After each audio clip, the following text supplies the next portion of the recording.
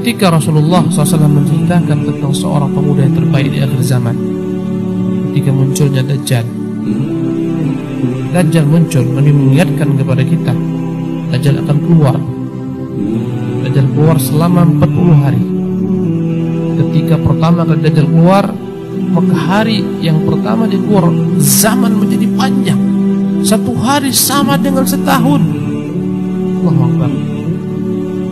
Allah Subhanahu wa ta'ala yang berkuasa setiap membuat matahari dengan setia terbit di timur, tenggelam di barat, waktu yang tertentu, pagi dan siang.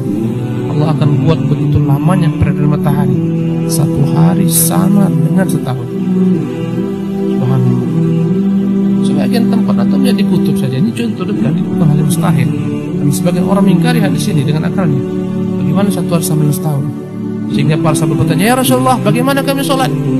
Kata Rasulullah SAW, ya, kan berupaya untuk mengukur, menakar saja. Di kutub 1/2 tahun matahari terbit, nggak pernah tenggelam, nggak ada yang namanya malam. 1/2 tahun nggak ada kebalikannya, nggak ada apa? Nggak ada siang malam terus di kutub. Allah mustahil. Ya, sebagaimana Yusha bin Nun ketika berperang lawan musuh-musuh mereka. Ya, waktu ketika itu telah menjelang maghrib, asar, mereka berperang. Dan mereka harus sudahi peperangan ketika tenggelam matahari. Mereka telah berada di ujung kemenangan. Maka berkatalah Yusha bin Nun, wahai matahari, innaki ma'muratun wa ana ma'mur. Engkau diperintah Allah berjalan, beredar, berputar. Aku pun diperintah Allah. Ya Allah, tahanlah untuk matahari ini. Enggak pernah matahari di bumi ini tertahan kecuali pada masa itu. Enggak bergerak matahari sampai mereka menang, baru matahari tenggelam. Allah kuasa. Ketika Dajjal keluar hari pertama setahun, hari kedua dia keluar sama dengan 1 bulan masanya. Hari ketiga dia keluar sama dengan seminggu, kata Abu Hurairah. Hari keempat barulah harinya menjadi sama hari-hari seperti hari kalian ini, 24 jam. Allahu Akbar. Ketika Dajjal keluar, dia mendatangi semua negeri. Dan Dajjal membawa berbagai macam ragam tipuan-tipuan, fitnah-fitnah.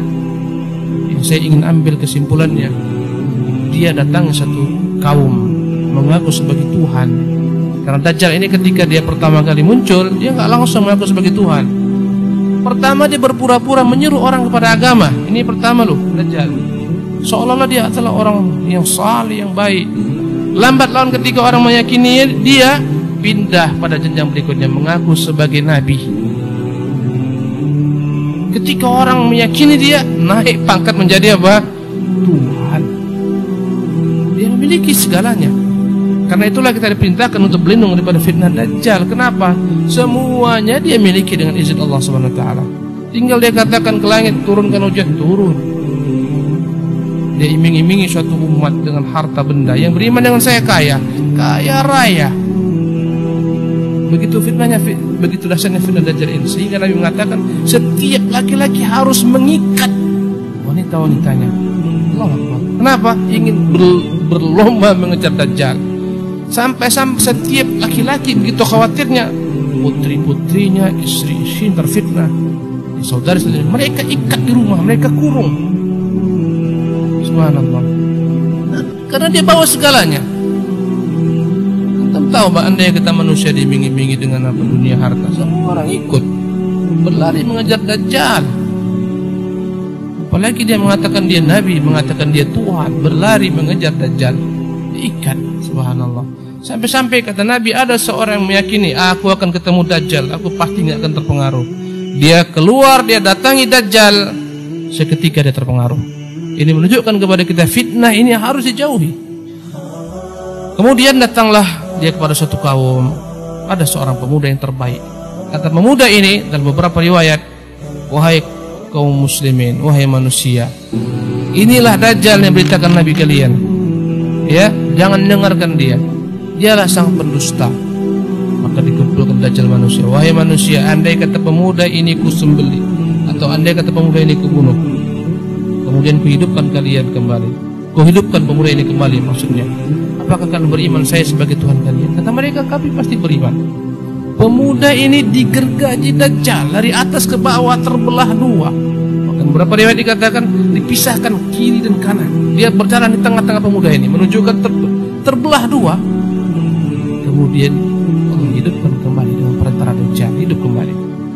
Kata Dajjal, berimankah kalian saya sebagai Tuhan kalian? Maka berkata seluruh orang-orang yang tertipu ini, kami yakin kalian, engkau adalah Tuhan kami. Karena bodohnya mereka. Kalaulah mereka tahu Tuhan Allah, nggak akan mungkin bisa dilihat di mana?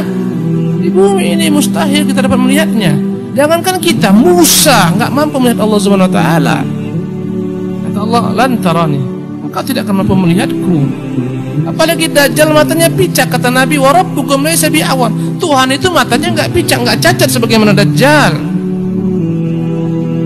Maka berimanlah mereka. Berkata pemuda ini, wallahi ini Dajjal.